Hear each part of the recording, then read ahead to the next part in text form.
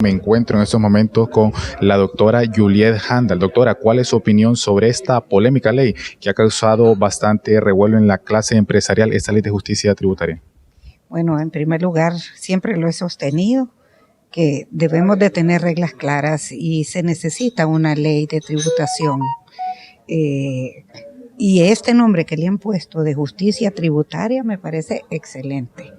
Y me refiero más que nada al tema de las exoneraciones, que ha sido una recomendación, su revisión de parte del Fondo Monetario hace tiempos. Y hasta ahora existe la voluntad política y la intención de hacerlo. De hecho, este proyecto está en el Congreso Nacional de la República y el presidente de la comisión que lo va a socializar, el doctor Hugo Noé Pino, ha dicho pues que va a publicar todas las reuniones con todos los sectores para ver qué es lo que no está bien. Pero el tema de las exoneraciones, todo el mundo está de acuerdo en que no deben de haber privilegios para unos pocos y sobre todo privilegios que no han arrojado al país beneficios como un suficiente empleo y reducción de la pobreza.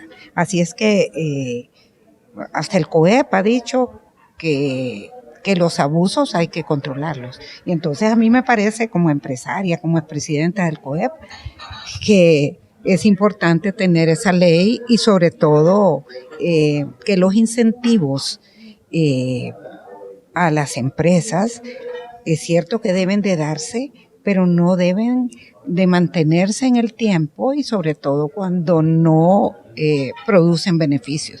Una empresa que tiene 10 años de no pagar impuestos y todavía no puede sostenerse, entonces que no siga, pero no se pueden seguir perdiendo ingresos que se necesitan para las escuelas destruidas, para los hospitales y bueno, yo de verdad que estoy de acuerdo en esta revisión de las exoneraciones y yo creo que no hay nadie en Honduras que pueda decir que esté en contra, solo tal vez los interesados. Sin embargo, doctora, la clase empresarial ha manifestado que esta ley causaría desempleo y aumentaría el costo de vida. Incluso han manifestado que aumentaría el consumo de la tarifa de energía eléctrica.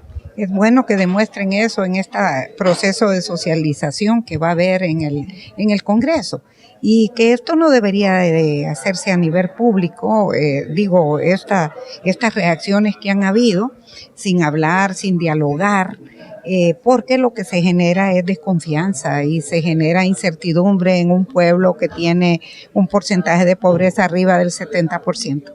¿Usted cree que en el tema de las exoneraciones, a su criterio, se deben revisar, deben replantearse o se deben eliminar rotundamente?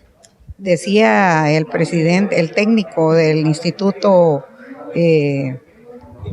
Centroamericano de Estudios Fiscales, que exoneraciones que no dan resultados deben eliminarse y los resultados deben de ser beneficios. Por ejemplo, él hablaba de que una empresa que se le ha exonerado $100,000, digamos, en un tiempo corto, y que solo ha generado 100 empleos, no se justifica. Entonces, por eso es importante la revisión justa y honesta y transparente. Y más importante aún, que cuando se revisen estas exoneraciones y ya el gobierno tenga mayores ingresos, estos mayores ingresos deben de rendir cuentas. Debemos saber los hondureños hacia dónde van esos nuevos ingresos que antes no se tenían por las exoneraciones y privilegios que se daban. ¿Cómo ve las relaciones entre el gobierno y la clase empresarial, sobre todo si la comparamos con las mismas en el 2009, que después de que se aumentó el salario mínimo, días después se dio un golpe de Estado?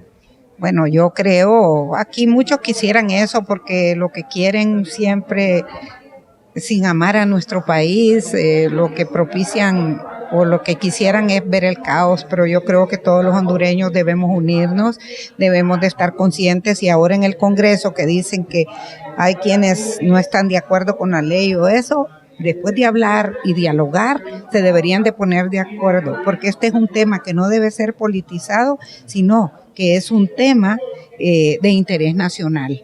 Entonces, yo creo que ha habido una relación buena de este gobierno con el sector privado, de hecho, especialmente con la Cámara de Comercio e Industrias de Cortés, que es un sector bastante pujante, y así debe ser con todos. Creo que en el discurso lo ha dicho la presidenta, que que ella está dispuesta a trabajar con la empresa privada y así lo ha dicho incluso Mateo Yibrín en la reunión que tuvo con ella en República Dominicana recientemente. Doctora, funcionarios del Partido Libertad y Refundación han manifestado que hay 10 grandes empresarios en el país que no pagan impuestos, pero la pregunta es, doctora, ¿por qué no dar nombres o por qué no aplicar la ley? Usted, como parte del Partido Libertad y Refundación, ¿qué opina?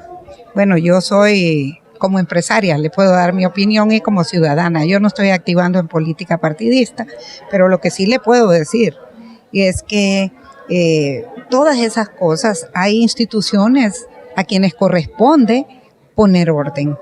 Y no soy yo ni los ciudadanos que tenemos que señalar. Lógicamente, si han habido abusos, el mismo COEP, como lo hablaba con el presidente del COEP, me decía, si hay abusos, hay que detectarlos, hay que revisarlos y hay que castigarlos. ¿Eso se podría interpretar como un doble discurso por parte de los funcionarios de ese gobierno? No, yo no veo un doble discurso. Al no aplicar la ley y no dar los nombres de estos empresarios que violan la ley. A mí me parece que un discurso de quien sea, incluso del señor Marlon Ochoa, no debería de mencionar el nombre. Eso no es apropiado, no es ético. Yo creo que si hay problemas, las instituciones encargadas de castigar y de dar nombres son las que tienen que hacerlo, no un funcionario público.